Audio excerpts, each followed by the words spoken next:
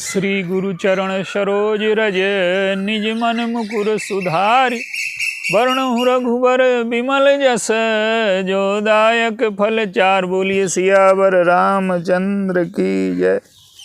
सिय राम मैं सब जग जानी करऊं प्रणाम जोर जुग पानी। आइए, जो कर्म योग है उसका स्वरूप क्या है और उसमें जो दोष हैं वो अगर हट जाए तो हमारा कर्म योग बन जाता है। कल चर्चा हो रही थी कैकेयी जी के चरित्र पर। कैकेयी कर्म है, क्रिया है, तो उनका 3 लोगों से संबंध है, कैकेयराज, दशरथ जी और श्री भरत जी।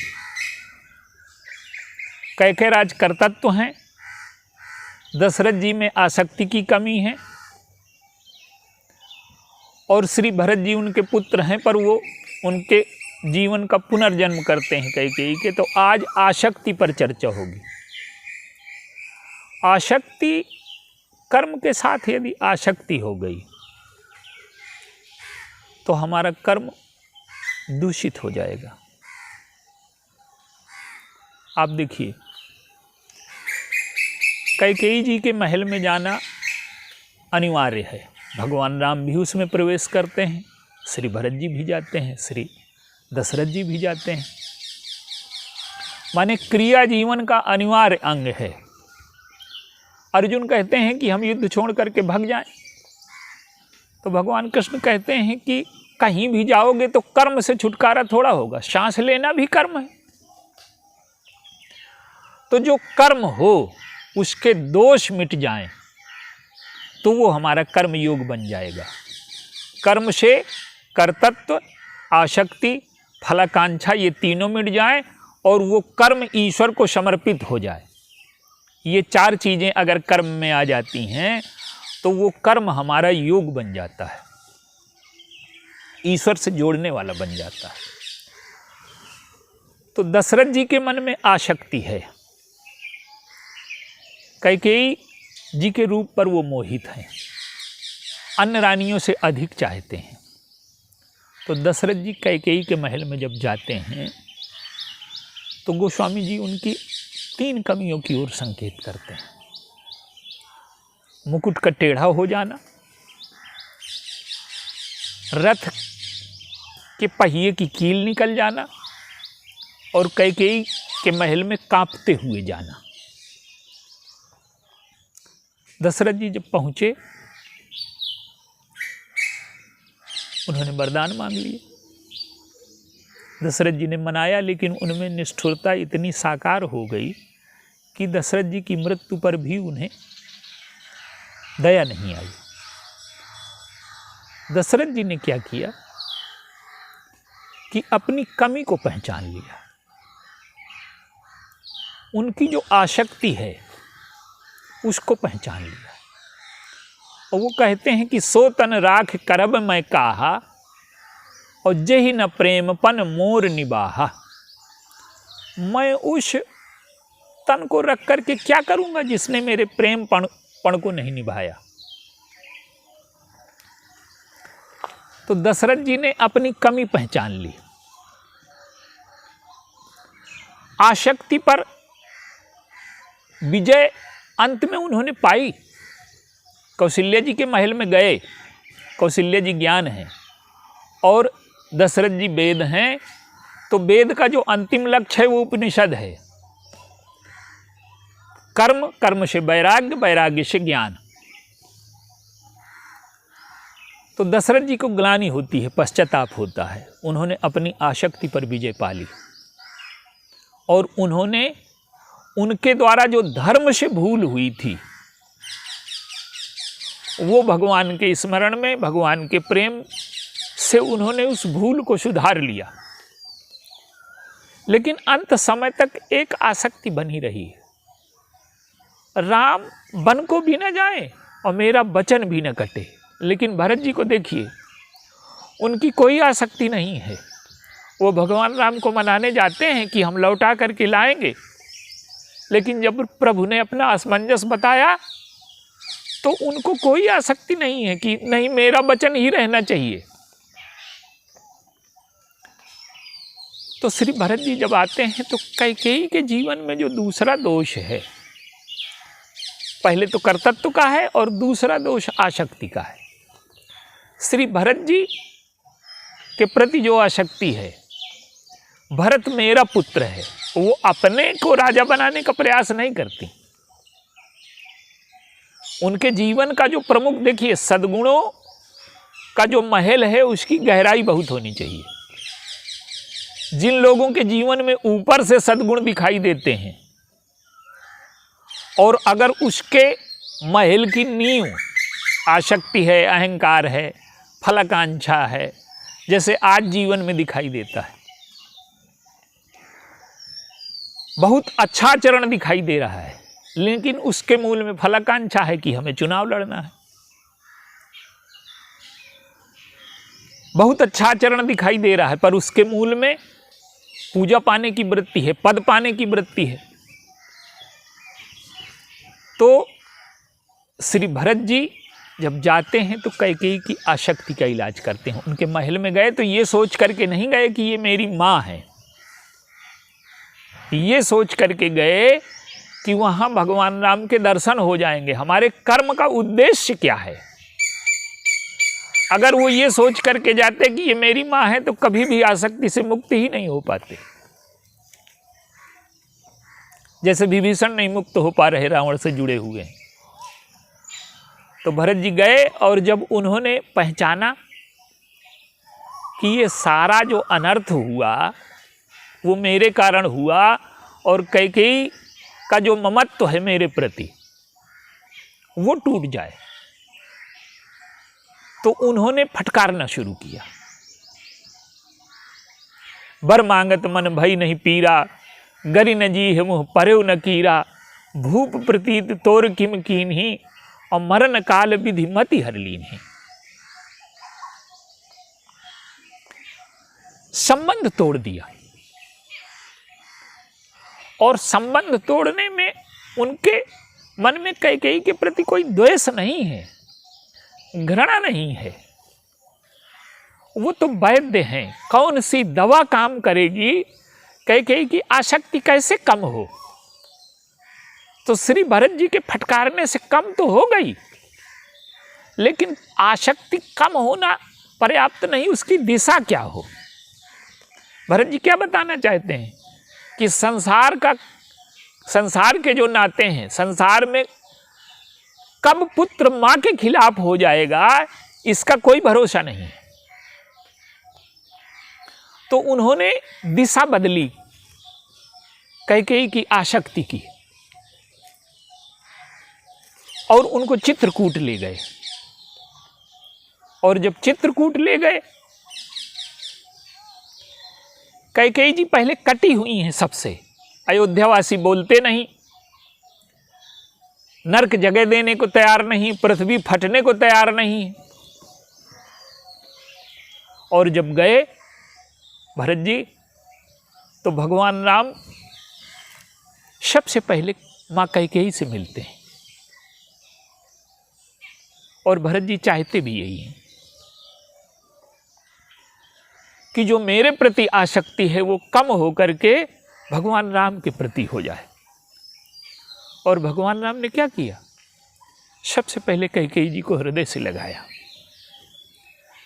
मां, मेरे हृदय की बात कोई समझ नहीं पाया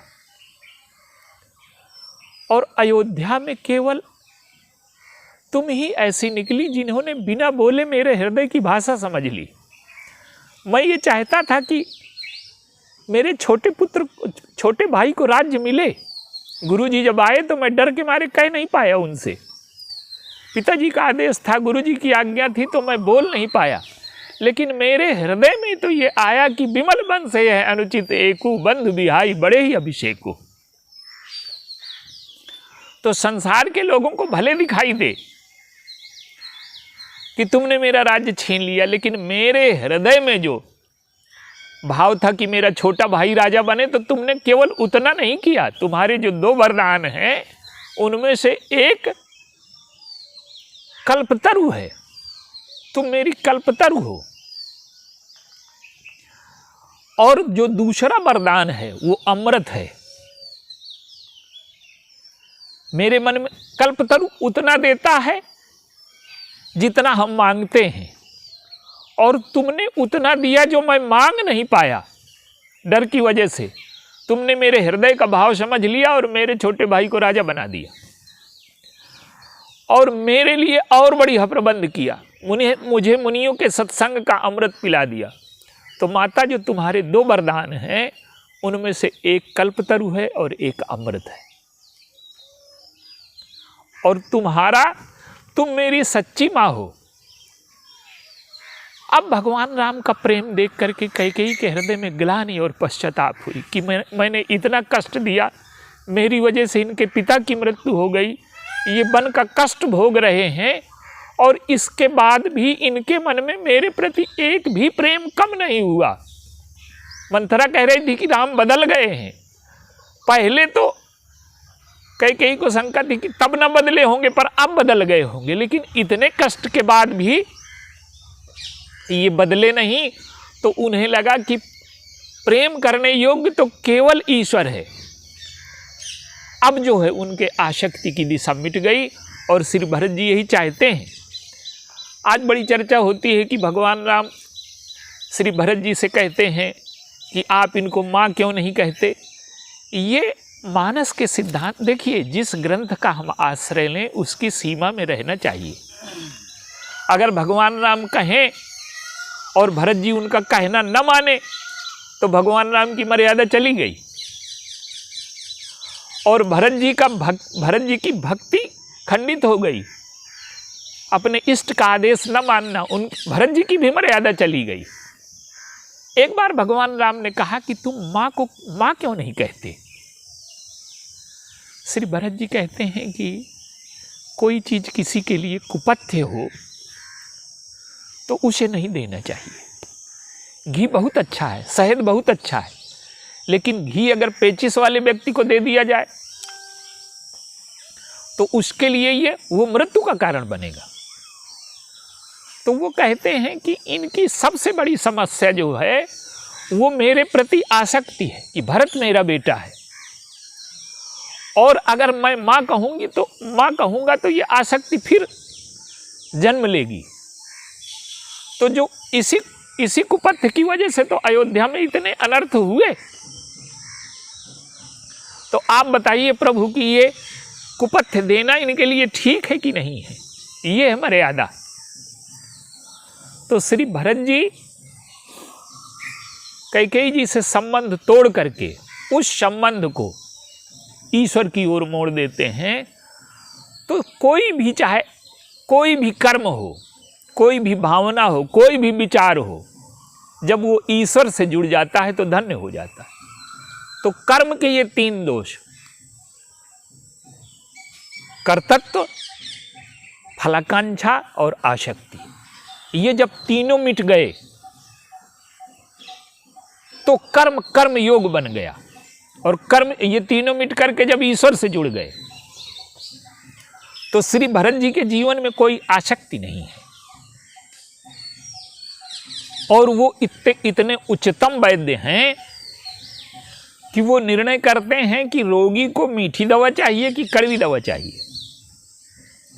और कैकेयी जो रोगी हुई थी वो मीठी दवा खाने से हुई थी। मंथरा ने उनके ममत्व को, उनकी आसक्ति को प्रेरित कर दिया।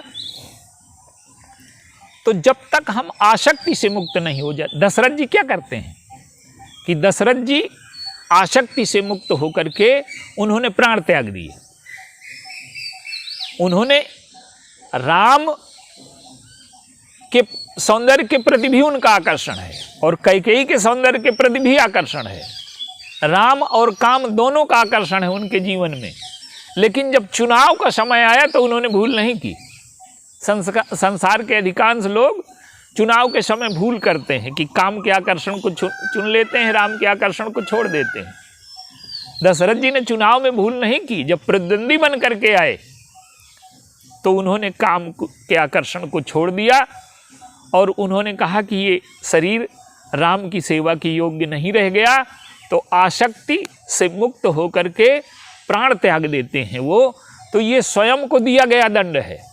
लेकिन कैकेयी की जो आसक्ति है वो जब भगवान राम की ओर मुड़ गई, ग्लानि और पश्चाताप की ओर मुड़ गई। श्री भरत जी ने जब कैकेयी सती होने जा रही हैं तो वो कहते हैं कि आपको सती होने का अधिकार है क्या? आपकी निष्ठुरता की वजह से तो हमारे पिता की मृत्यु हुई। वो आपके चरणों में सिर रख दिए थे। मांग माथ अबहि देव तो ही, राम बिरह जनु मारस मोहि, जन दिन कर कुल होश कुठारी। तो तब तो आप मानी नहीं। तो अब सती होने में कौन सी भावना है, कौन सी प्रीति है? और तुम्हारे पाप इस चिता में जल करके भी नहीं भस्म होंगे। तुम्हारे पाप भस्म होंगे, ग्लानि और पश्चाताप की आग में जलो और जो अनर्थ किए हैं वो मिटाओ और राम को वापस लौटा करके अयोध्या के सिंहासन में बैठाएं, तो हम सब लोगों का जीवन धन्य होगा। तो कर्म का जो दूसरा दोष है, आसक्ति, उसे श्री भरत जी ने बड़ी दृढ़ता से कैकेयी से संबंध समाप्त करके तोड़ दिया और उस आसक्ति को ईश्वर की दिशा में मोड़ करके उसे भक्ति का रूप दे दिया। कैकेयी का जीवन भी धन्य हुआ और अयोध्या में प्रभु लौट करके सिंहासन में बैठे।